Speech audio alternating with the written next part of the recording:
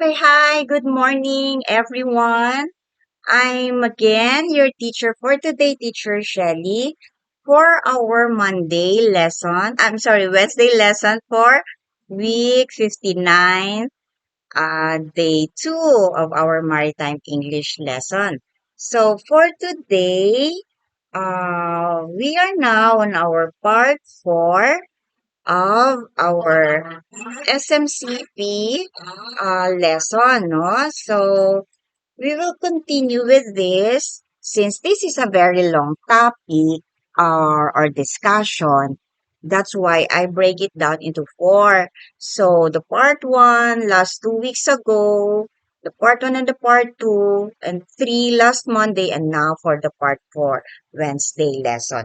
So our lesson agenda will be all about um, the time, geographical names, ambiguities, and the GMDSS on how we are going to use or what are the different equipment under GMDSS.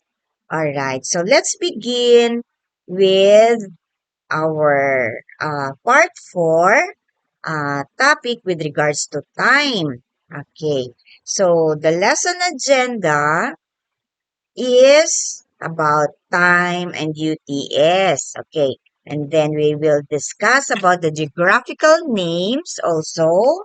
And then for the ambiguous words, the words that are unclear, uncertain, no, we will discuss about it. And then the GMDSS overview. And of course, how we are going to practice the full SMCP phrases. And the last part is our question and answer. Excuse me. So let's start with time. Okay. Time and UTC. So what is UTC? Okay. So let's start with the 24-hour time system. 24-hour time system, meaning we will start from 1, right, until 12 noon, okay? And then we will not say 1 p.m., okay? You will just continue to count from 12, 13, until you reach the 24-hour clock. So the 24-hour system is used in maritime communication. So the basic rule here for the 24-hour time system is that we will not use the AM for morning and for the PM for the afternoon and evening. We will not use this one in 24-hour maritime communication system. Alright? And as I said, the time runs from 0000 up to 2359. Okay? In common time system, it's 23:59. It's 11:59 p.m. So, we use 24-hour time system to prevent confusion, no, in an international communication. So, example to that is 1:30 p.m. That's the normal, right, that we use every day. And then in the 24-hour time system, it's going to be 1330. Remember that I kept on saying that we have to mention or pronounce the numbers digit by digit or one number at a time. So another example is 12 midnight. It represents during 24-hour time system 20000. Okay? Always remember that. Now, with regards to the UTC, meaning Coordinated Universal Time. We will not say Universal Time Coordinated, but the common, okay? The common term for that is UTC. Now, this UTC is used instead of GMT as the official international time standard. Alright? So, we use this one instead of GMT. Why? Because UTC is used in navigation. Okay? We use it in radio communication. And also, we use that during weather reports. Right? I know everyone can relate to this because during your basic training with regards to emergency drills, you already encounter this type of um, time. You already encountered this type of term, the UTC and the GMT. So, for example, I will give you a time of 1430 UTC, meaning in layman's term or in our ordinary day-to-day life, for 1430 UTC represents as 2:30 p.m., right? So, UTC is used instead of using the GMT.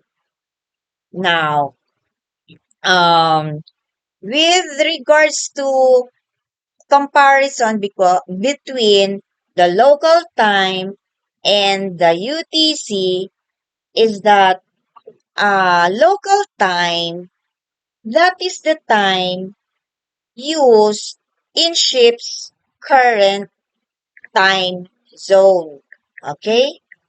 So, if you are on board, you normally use this local time where you are, like what country you are. Okay? Now, for UTC, okay, this is the fixed global reference time. Alright? So, as I said, we will not use the GMT. We will use UTC.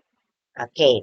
Now, ships adjust a clock, adjust clocks when crossing time zones. Yes. Normally, you will have to adjust. Okay.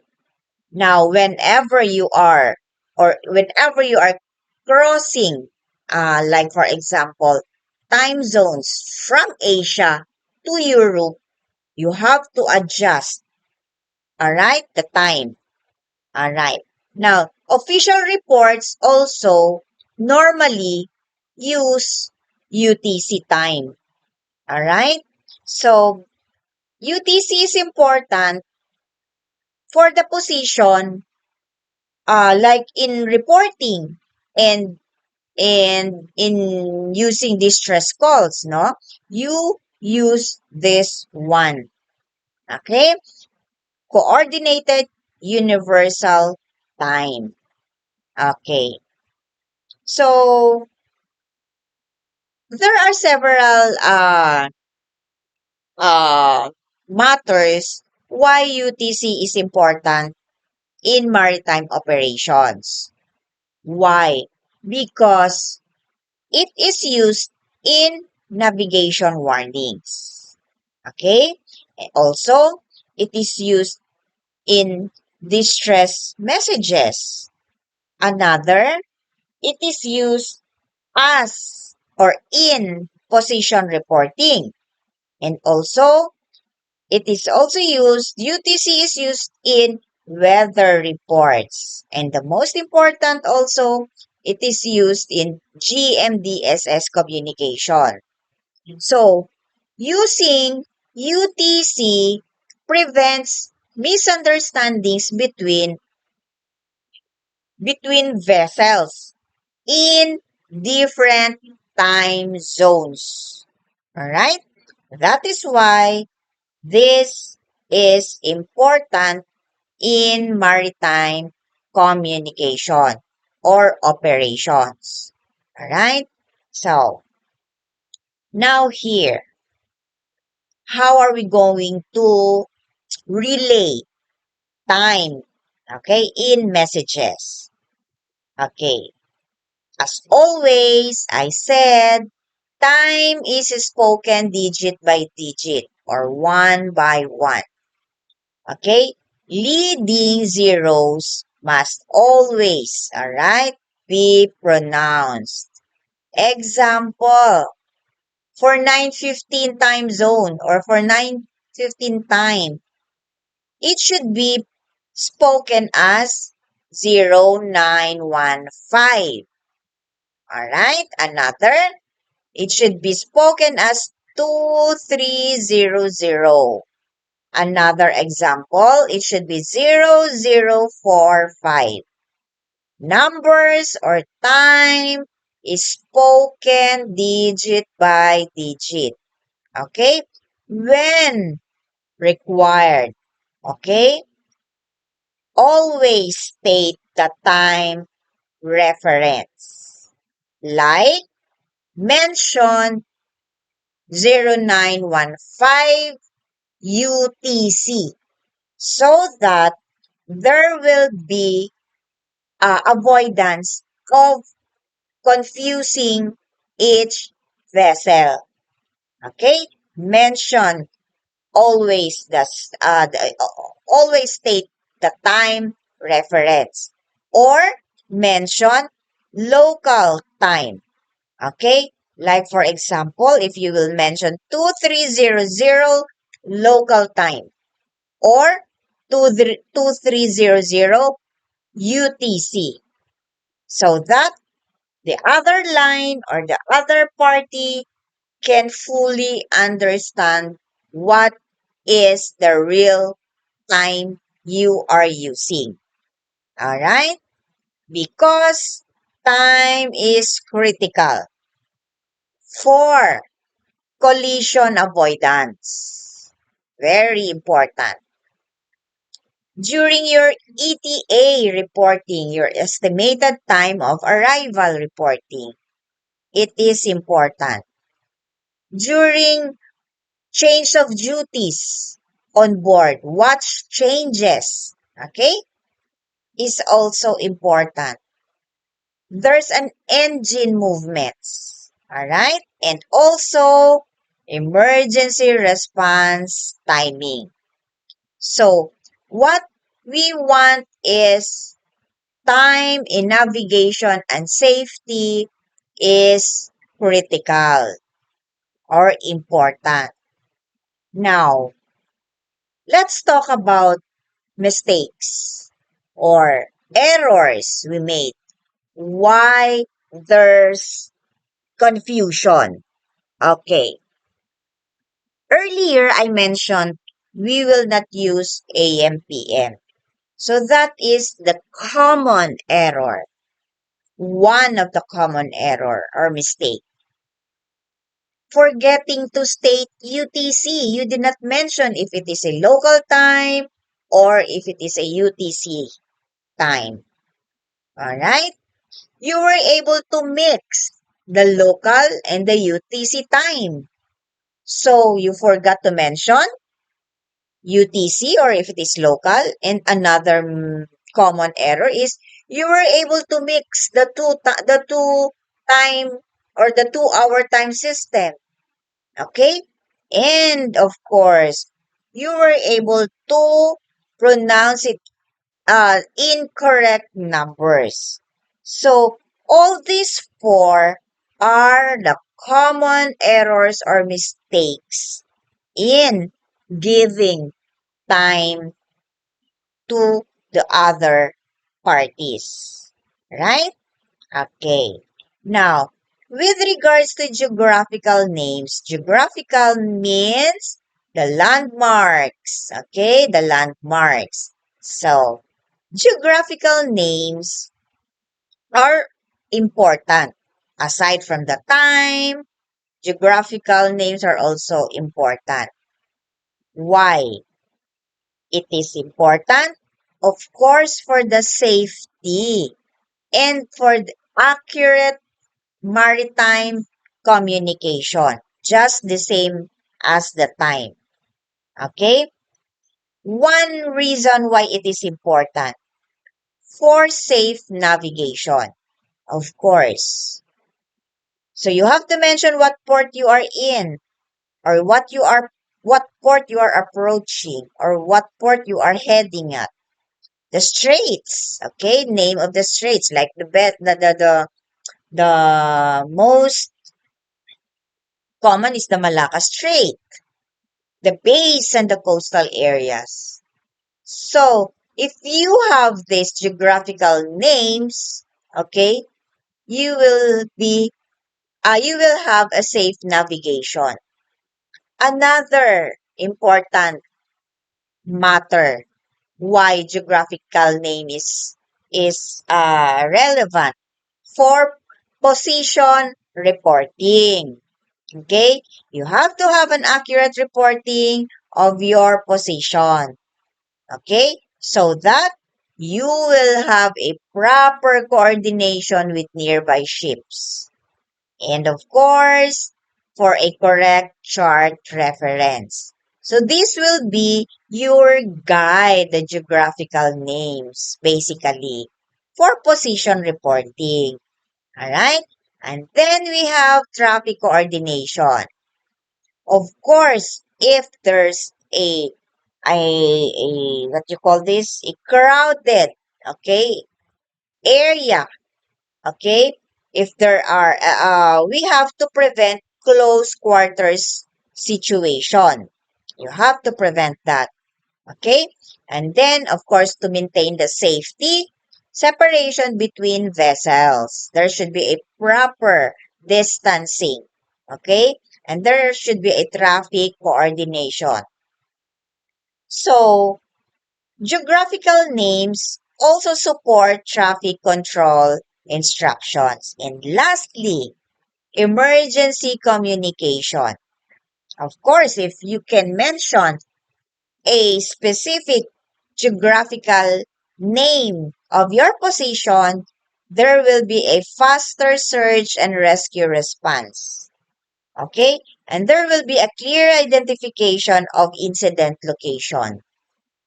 So, there will be an effective coordination with rescue authorities because mainly if there is an incorrect place of name, it may lead to dangerous misunderstandings. That's why geographical names is important. Okay, another. You have to be consistent in using the official names. Consistent.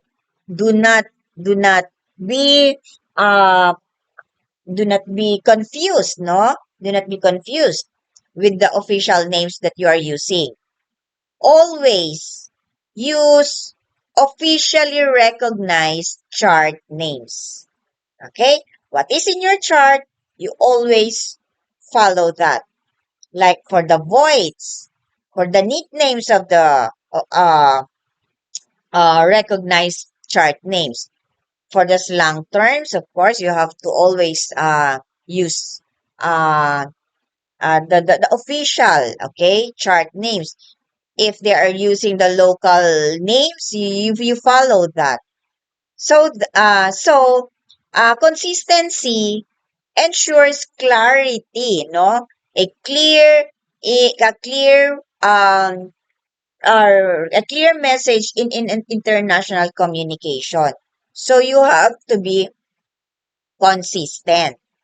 So example for this is like the use of Philippine Sea only if it appears as charted in your official publication. Okay? Another, the use of South China Sea. Okay? The use of China Sea when referring to the internationally recognized charted name, no? So you have to you have to use only the official recognized chart names. Okay? So South China Sea is internationally recognized chartered name of this West Philippine Sea. All right? Now, what is the difference? The chart names and the local usage. Okay. Official nautical charts. This is the chart names. Now, in the local use is that normally fishermen uses local names, no? So, for the chart names, internationally approved. It is internationally approved. While the local, of course, it's locally understood only. Now, example for this is the Verde Island Passage. But for the local usage of this, okay, there are other informal words or name they use, or mainly their own dialect name, no? So always, as mentioned earlier, chart names, you have to always use that. You use it in SMCP. So the local, please do not use that because it is not internationally uh, uh, understood. All right? So in maritime communication, always, don't forget, always use officially chartered geographical names. Okay? Always do that. Okay. So,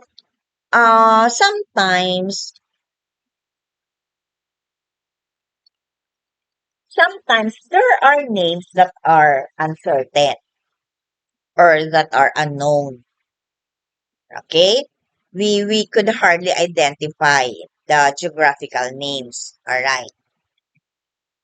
Now, if the geographical name is unknown or uncertain, you have to provide latitude and longitude. Okay? You have to provide that. If the geographical name uh is not let's say unknown, all right, sorry, unknown or uncertain. Example to that is position for latitude and longitude. This one is the position 4 degrees 20 minutes north, and then 120 degrees 30 minutes east. So that's how you are going to identify if the geographical name is unknown or uncertain. Provide latitude and longitude. Now, for example, another use of bearings and distances from a known landmark. Position 3 miles east of Cape Delgado. Alright? You have to mention that the bearings and distance. Okay? You mention the position 3 miles east of Cape Delgado. And another, you have to ensure the reference point is again officially chartered, even though it's unknown or uncertain. So, when the place name is Unclear? Use a precise positional data like latitude and longitude or the bearings and distance to avoid misunderstanding. Okay? Now, excuse. When giving latitude and longitude, you must always be spoken clearly.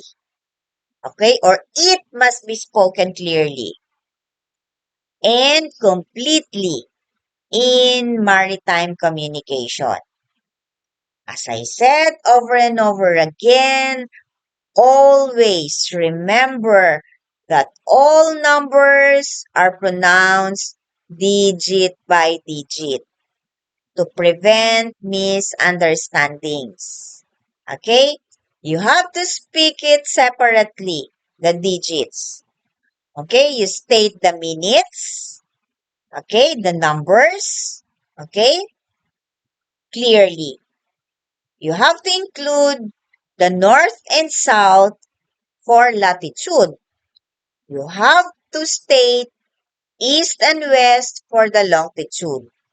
Avoid rushing the numbers because accurate position reporting is essential for safe navigation and it is effective coordination at sea. Okay? So, example to this, I'm sorry. Position 14 degrees 30 minutes north. 120 degrees 25 minutes east. So meaning the example is all about excuse me, latitude and longitude. Another, always mention latitude first, followed by longitude. Do not interchange. All right? Okay. In giving uh, well-known waterways, excuse me, or when referring to major waterways, always use the full name as chartered. Like, for example, Strait of Malacca. Do not just state it as ST of Malacca. No, you have to use the full official name of the waterways. Another is the Suez Canal. Another is a well-known Panama Canal. Do not shortcut. Speak it in full name clearly in radio and in GMDSS communication. Okay? To ensure, excuse me, the name matches the official nautical chart. Okay? Do not abbreviate. Okay. In reporting position, okay, or position reporting alternatives, okay. So, whenever the position is uncertain, okay, there are alternative methods, okay, that can be used to describe the location clearly. One is the relative bearings from a known point. Okay, look for a known point. Another, you use the nautical miles, your distance, okay, how far you are to a certain point. Use nautical miles. And then use also another method, alternative method, clear landmark reference.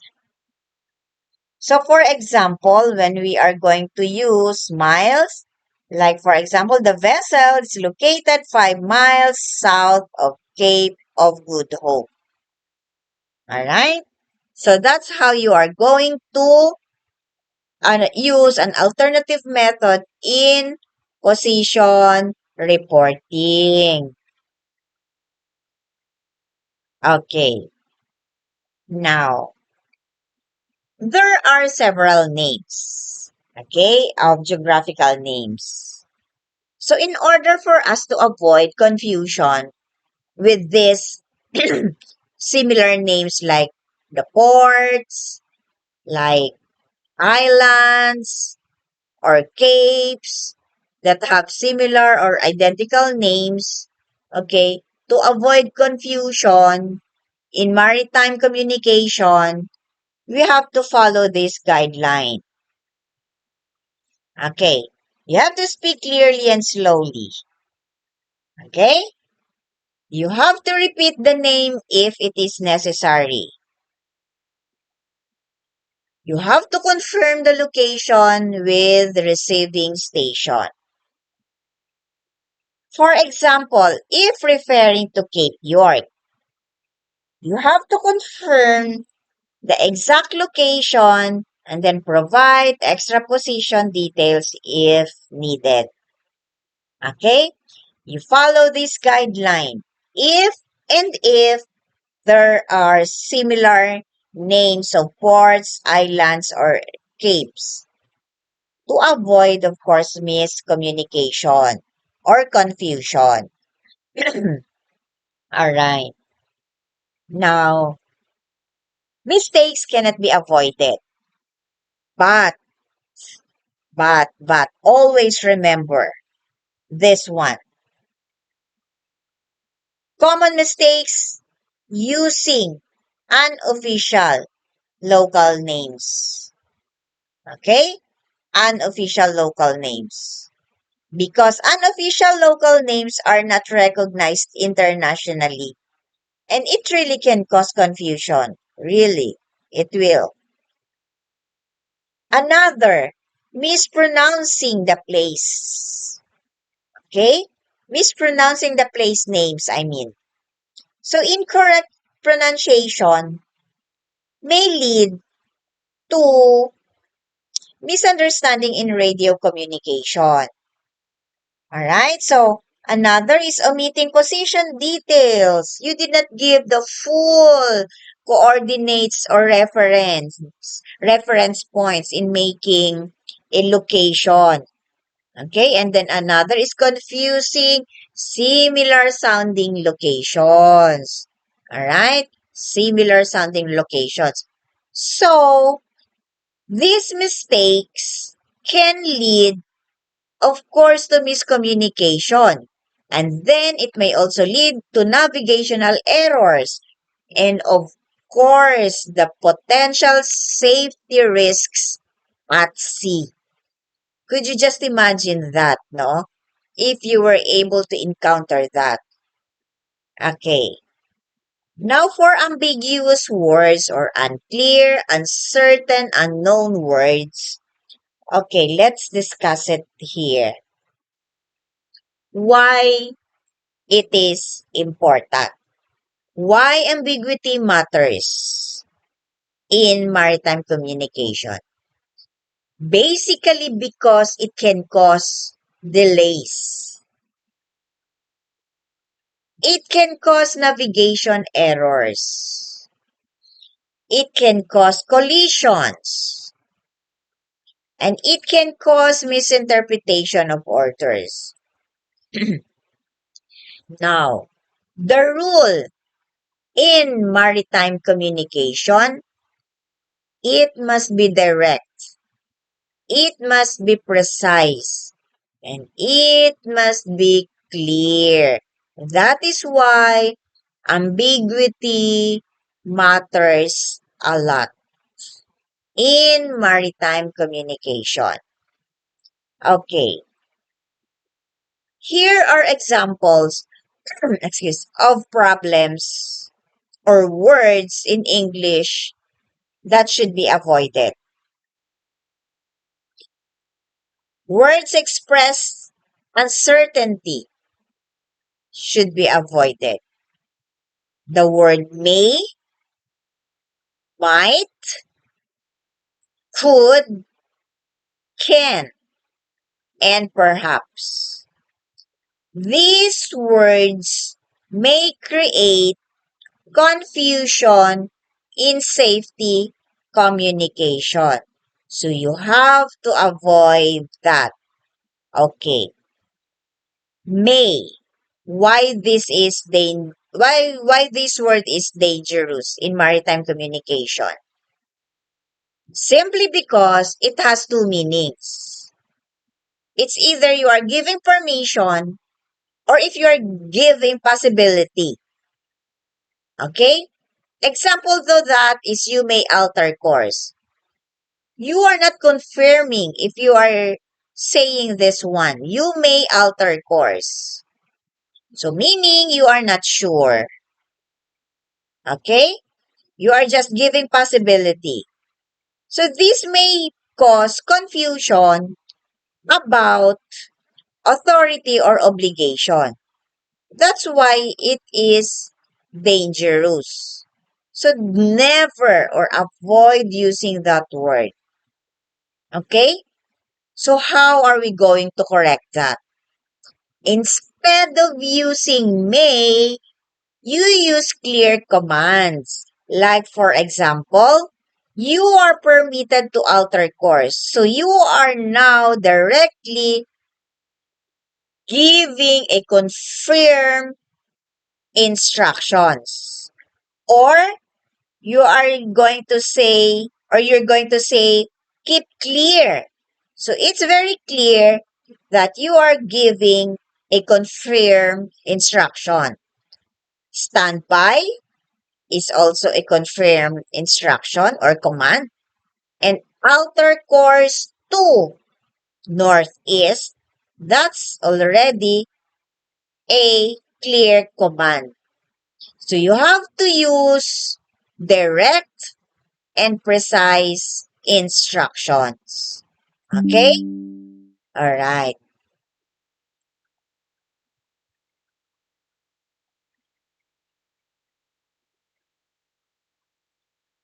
Next.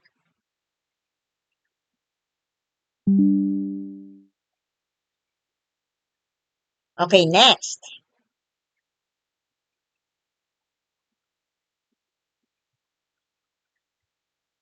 All right. Let's continue.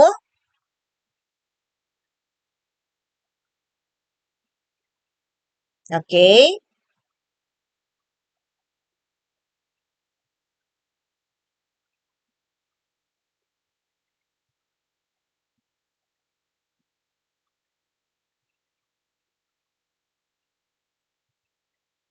All right.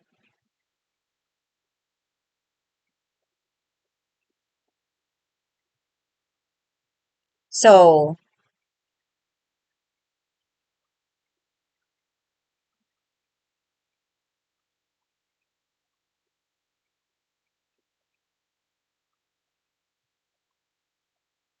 let's continue. Okay. Now, for correct alternatives, yeah, we've already mentioned this one. Now, avoid can when unclear, no? So, the word can may refer to ability, no? Or you're giving permission. So, this phrase, okay, is, this phrase is that we can use instead using can as are you are you able to, all right? Or you are giving permission like confirm ability to, okay? So when we use can, okay, this is a very unclear word, no? So it may refer to ability. Also it may refer to permission. Excuse. So clarity prevents misunderstanding. Okay? So we have to avoid this phrase. Okay?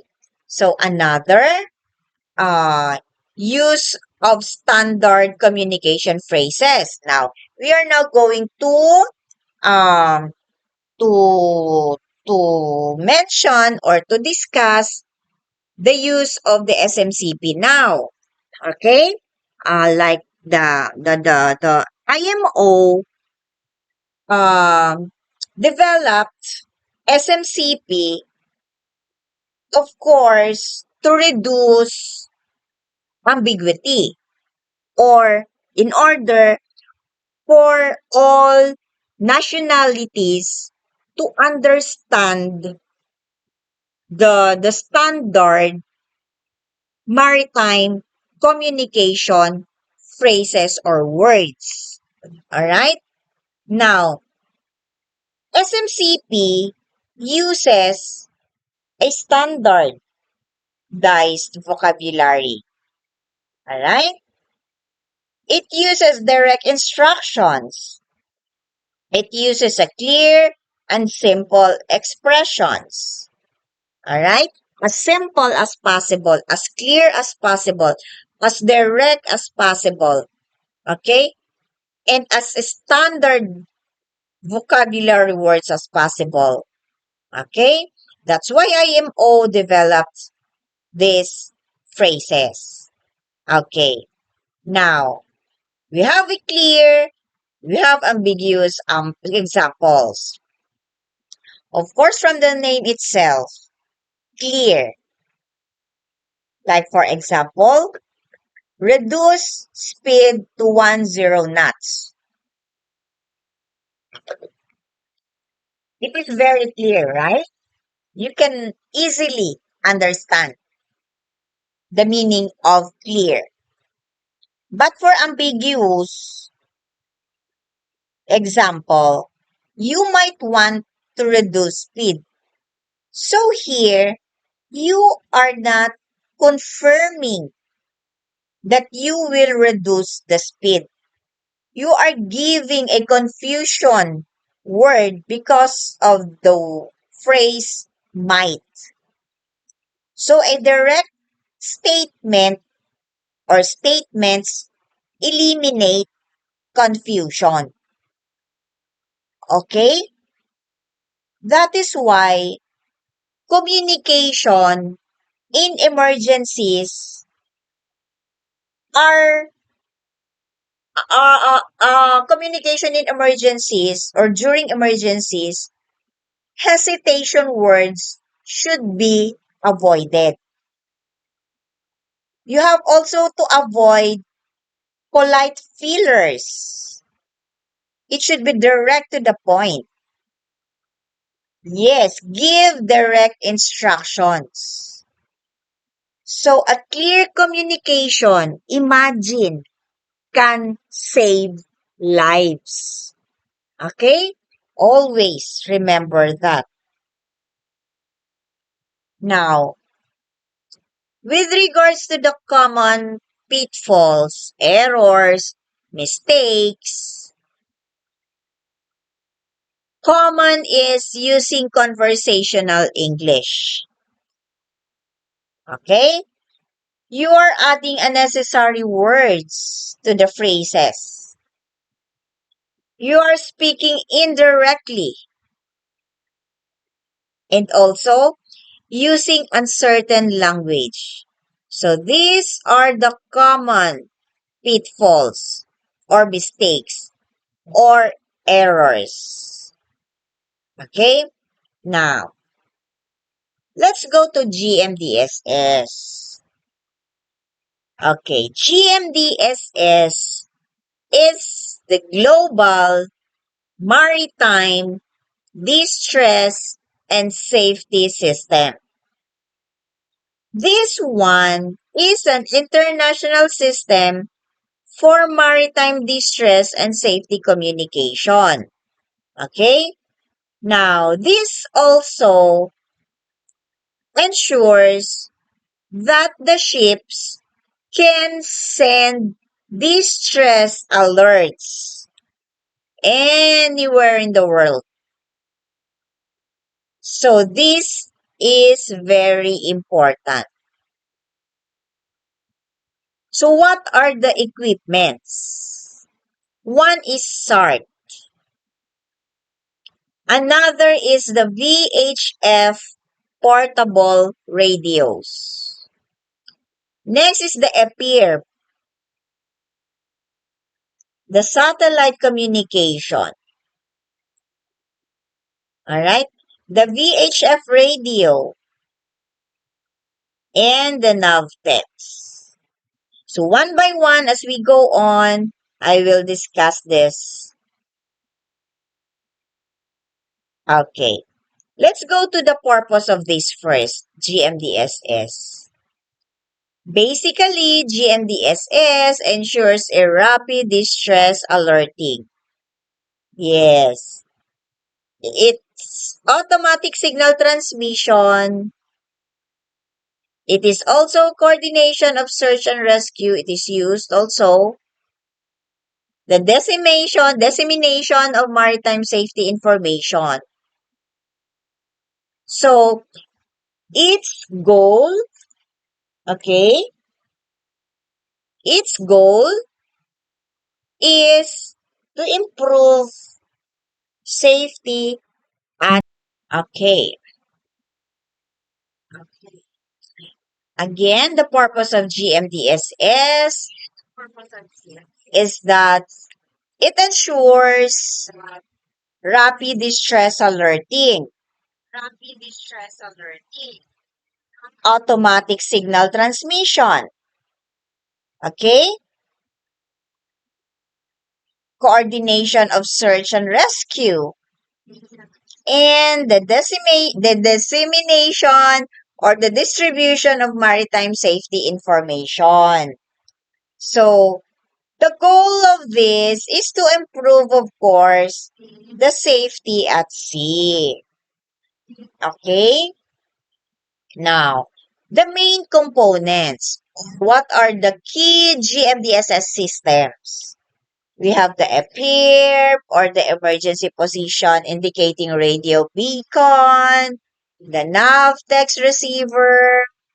We have the DSC or the digital selective calling, the VHF radio, the MF and HF radio, and the satellite communication system. So all of these systems allow automatic and reliable distress communication. All right? So for the appear, this one, it automatically, sorry, it automatically sends distress signals. Okay? Once it is submerged in water. Okay? It transmits now at the vessel's position via satellite. So, this system appear helps search and rescue teams locate vessels quickly. Alright? Now, for Navtex, this is an automated message service provider. Okay? Now, navigation, it sends navigational warnings, weather warnings, or maritime safety information. Okay? Now, the messages here are automatically received and printed or displayed on board. Okay? That is the nav text. And for the digital selective calling, it allows automated distress alerts, of course, for direct calling of specific vessel, no? Or coast stations. Of course, to reduce voice communication congestion. So, this is used or it is used with VHF, MF, and HF radios. Okay. So, for sea areas, let's go to sea areas. Basically, this area where a ship operates determines the type of GMDSS equipment to use, no? To use for safety and distress communication. Now, there are 4 areas. It is divided into A1. This is the A1, the nearest. Next is the A2. Next is the A3. And lastly, the A4 area. Okay. For the A1, we only have, or you only have a 5 nautical miles away from the shore. Okay? You use VHF radios here. Now, for the second area, which is A2, approximately you are 150 nautical miles away. Now, here, you also use the SC, like the MF radio. You can still use the MF. But you cannot use already the VHF. Now, for the A3, okay, you can see here the EPIRB, the SART, okay. Mainly, through this area, you can use the Inmarsat, okay, because it is quite far already from the shore. And for the A4, which is already the polar regions outside the satellite coverage, you may use here the HF radio communication. Okay? Always remember that, everyone. Using GMDSS equipment. Now, the role of IMO, the International Maritime Organization, okay, it regulates and it standardizes, or it standardizes the GMDSS requirement worldwide. Compliance is mandatory for vessels under SOLAS convention. Okay?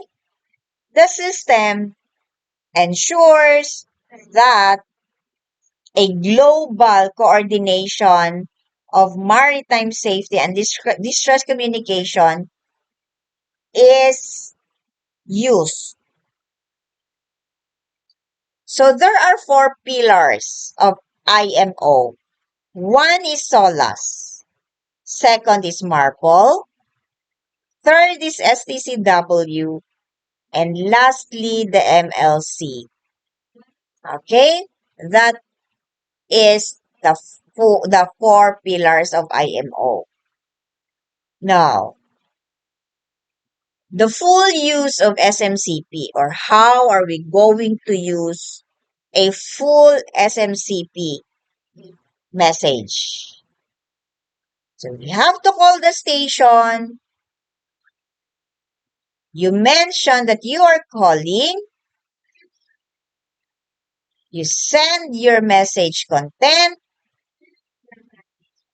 And then don't forget the ending phrase, over. Example, calling station harbor control. This is vessel Sea Breeze. And then mention your message. And then the ending phrase, over. Okay? A clear identification ensures effective communication between the vessel and the station. Okay? Now, in reporting, what is your intention? Okay? Communicating intentions prevent collisions and ensures the safe navigation. Alright? So you have to include in reporting your intention, your planned course, or where do you have or where you want to maneuver. You include also the speed changes you're making,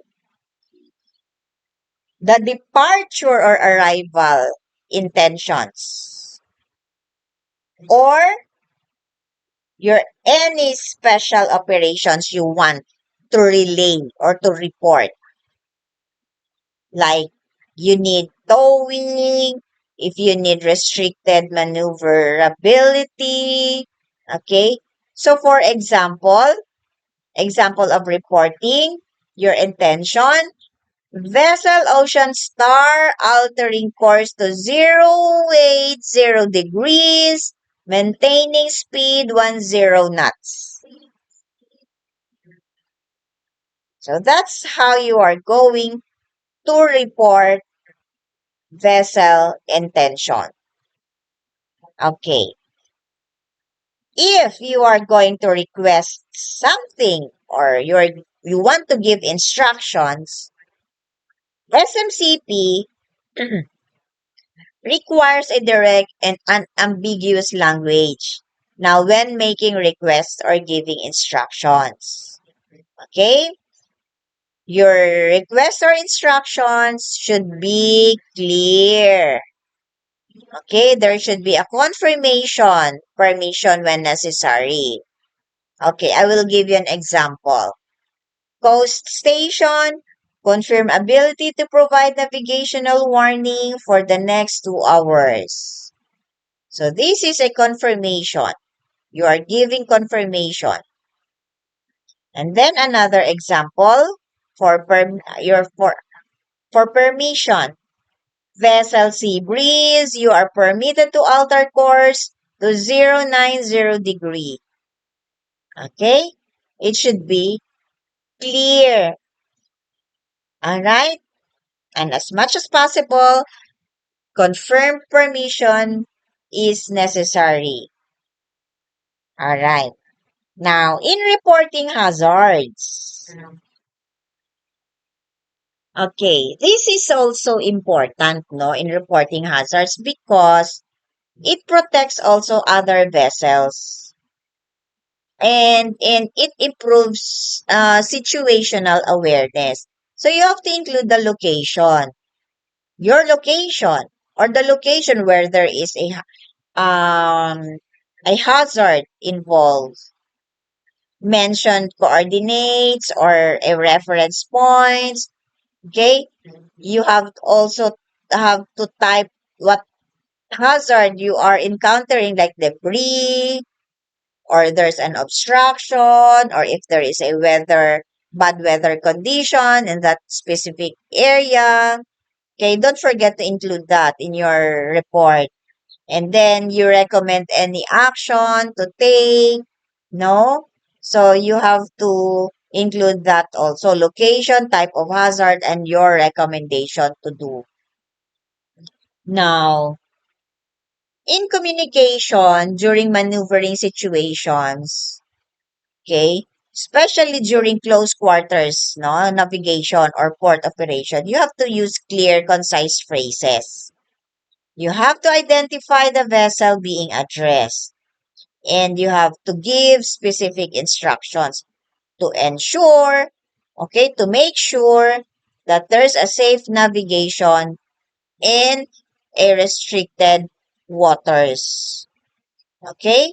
You have uh to communicate clear, concise phrases. Okay? Now, during confirmation and repetition. Okay. So, confirmation, when you say that, of course, it avoids misunderstandings and it improves safety. Okay? So, as much as possible, repeat repetition of critical information is necessary. Now, in confirming, okay, or acknowledging, always use Roger. If you are confirming or acknowledging, okay, you have to do that. Repeat it as much as possible and then you confirm. Example, course 090 degrees, confirm, vessel sea breeze. And then, don't forget to acknowledge. Roger, course 090 degrees, vessel sea breeze. So, it is important to repeat the information after acknowledging. Alright? That is confirmation and repetition. Okay. A full SMCP message may include vessel name. Of course, that's very important. Your position, latitude and longitude or bearings. Your course and your speed. The time mentioned if it is local or UTC. And then, don't forget your intention. Okay? Your intention. And also, special requests or hazard reportings. So we have to follow the standard SMCP for clarity and safety. Alright? So, yeah, there are pitfalls, mistakes, or errors. So, what is the full communication mistakes that are frequently done? Mixing local time and UTC again. You were able to omit the measurements, knots, nautical miles, the degrees. You were able to use the ambiguous words, unclear, uncertain words. You mispronounce the numbers or coordinates. So, basically, again, always speak digit by digit and then you confirm critical information and then follow the SMCP standards for safety and and to avoid confusion. All right? So, let's go to our last part, the question and answer. Okay. Question number 1. Why is the 24-hour time system used in maritime communication? Basically to avoid confusion between AM and PM. So, number 2. How should 2300 hours be spoken as SMCP? It should be 2300. Alright, number 3. If a place name is unknown, what should the vessel provide?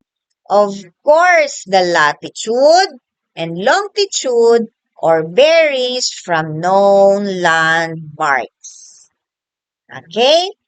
And another, number 4, why must official charts names be used instead of local names? Of course, to avoid misunderstandings. It should be official chart names to be followed, not the local names. So why should words like may, might, can, could be avoided in maritime communication? Because they can only create confusion about authority or permission. So, for number 6, which is correct alternative to the word may? Okay, of course, it's safe to say you are permitted to alter course. Okay, that is already a confirmation. Okay, another for number 7. What does GMDSS stand for? Okay, it stands for Global Maritime Distress and Safety System. Okay, which GMDSS component automatically transmits a vessel's distress signal and position via satellite?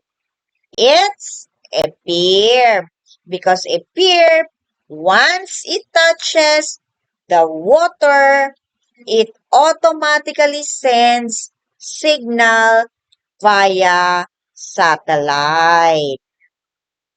Okay, for number 9, which sea area is within VHF coast station coverage? VHF, it's A1, the nearest. It's the A1. Okay?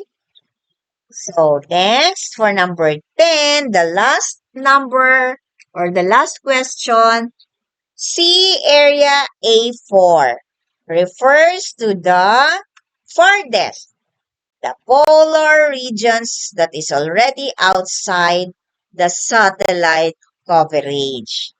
So, that's all for today, everyone. And thank you for listening. And I hope you have learned something from me and from our part 1, part 2, part 3, part 4 of SMCP, which is an important lesson to learn on board. Okay, I'll see you all again after a week for our 61st week of our Maritime English lesson. So bye for now, and I'll see you all a week after. Have a good day, everyone. Thank you.